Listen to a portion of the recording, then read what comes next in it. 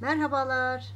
Azar Azar Her Tel'den YouTube kanalıma hoş geldiniz. Bugün limon kabuğu hazırlayacağız. Tam bir antioksidan deposuymuş. Diş eti hastalığına iyi geliyormuş. C vitamini eksikliğinden olan skorbut hastalığına iyi geliyormuş. Bol miktarda kalsiyum ve C vitamini içerdiğinden kemiklerin iyileşmesi, korunması ve de romatoid artrite, inflamatuar poliartrite de engel oluyormuş. Pektin içerdiğinden dolayı kabızlığı önlüyormuş. Damar sağlığını koruyormuş. Hücre hasarını önlemeye yardımcı oluyormuş. Bağışıklık sistemini güçlendiriyormuş. Hatta bir de karınca kovucuymuş. Hesperdin ve limonen içermesi dolayısıyla alerjik astım gibi hastalıklara neden olan iltihap oluşumunun gelişmesini engelliyormuş. Bütün bunlar internetten araştırmam sonucu ulaştığım bilgiler. Özellikle kalın kabuklu limonları seçtim. Çünkü ben kabuğunu kullanacağım. Bunun için rendeliyoruz.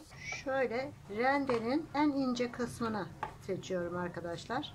Çünkü limonun çok ince bir şekilde kabuğunu almak istiyorum. Onun için rendenin en küçük yerini seçtim. Onu da bir defa böyle götürmek suretiyle yapabiliyorum. En zor kısmı da bu rendeleme kısmı zaten. Şu anda limonun kabuğunu kullanacağım. Böyle kabuğu yok etmemeye çalışacağım. Azar azar. Bir defa hop tamam. Öyle bir defa hop tamam. Onun için nereyi rendeleyeceğime bakıyorum. Limonun en dış kabuğu, bu rendelediğimiz kısım çok acı olduğu için o kısmı kullanmıyorum. Bu şekilde çizgi çizgi olması yeterli arkadaşlar. Arkadaşlar bu limon kabuğu nefesi çok güzel açıyor. Nefesi açmakla da kalmıyor. Kullanımdan bir 15-20 gün sonra sinüzitleri temizliyor. İnanır mısınız? Ama zaten limonun nefes açıcı özelliğini bildiğimize göre bu şekilde tüketmekte sigara içenlerde özellikle nefes açma işini çok güzel yapıyor. Elbette ki dileğimiz bütün sigara içenlerin sigarayı bırakması ama ne yazık ki hepimiz bırakamıyoruz. Bırakamadığımıza göre bari etkilerini azaltmanın yoluna gitmeli diye düşündüm. Uygulamaya başladım. 4-5 senedir ben bu limonu evimden eksik etmiyorum. Kış aylarında her gün çayıma atıyorum. Jülyen olarak doğradığım limon kabuklarını çayıma atıyorum. Zaten çayın bitmesine kadar bu yumuşamış oluyor. Ve ben onları da tüketiyorum, yiyorum. Zaten o kabuğun da özelliği de orada. Yemek gerekiyor. Kuruttuktan sonra çok sert olduğu için su da yumuşuyor. Kaynar suyun içerisine bunun kabuğunu atıyorum. Mis gibi de bir kokusu oluyor. Rahatsız edici bir durumu yoktur. Bende sinüzit teşhis halen de konulmadı. Ama ben bunu kullanmaya başladıktan sonra bir 15-20 gün geçmişti ki burnumdan yukarıdan bir akıntı oldu. O akıntıyı bunun yaptığını düşündüm. Çünkü ekstra yaptığım değişik tek şey limon kabuğuyla yapılmış çayı içmekti.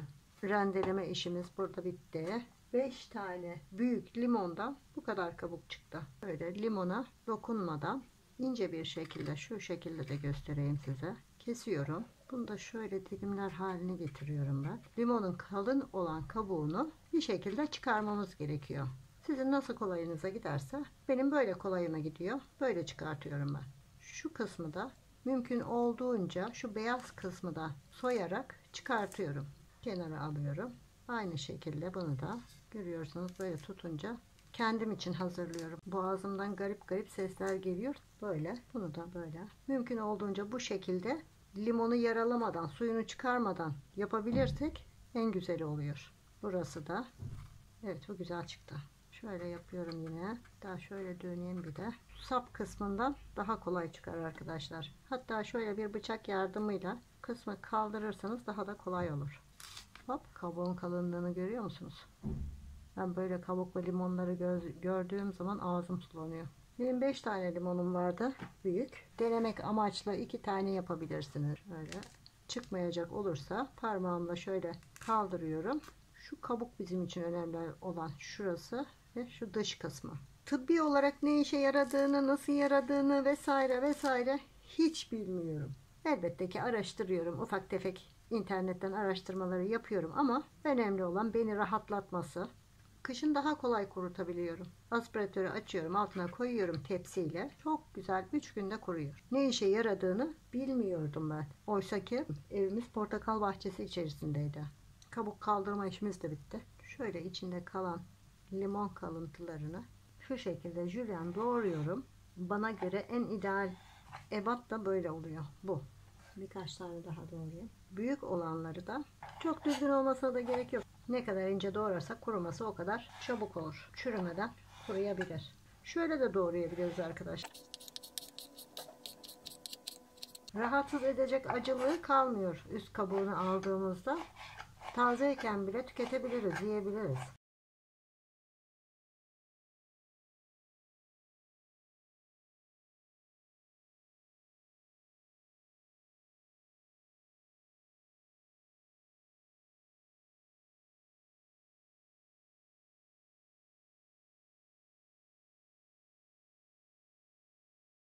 Evet arkadaşlar, doğrama işlemim de bitmiş durumda. Şimdi fırın tepsime dökeceğim 5 tane limonun kabuğu. Evet, 5 limonun kabuğunu bu şekilde doğradım. Şimdi tepsime sereceğim.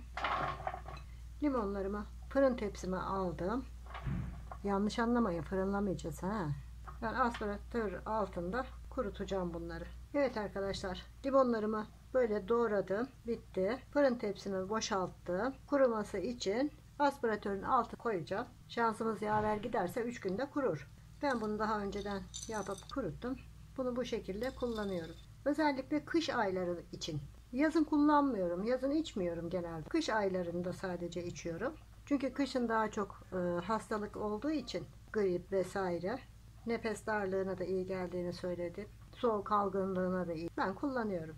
Evet arkadaşlar, limon kabuğumuz da bu şekilde. İşlemimiz bitti. Kurumak için aspiratörümün altına koyacağım. Kuruyuncaya kadar da arkadaşlar gelip gidip bunu karıştıracağım. Karıştıracağım ki çürümeden kuruyabilsin.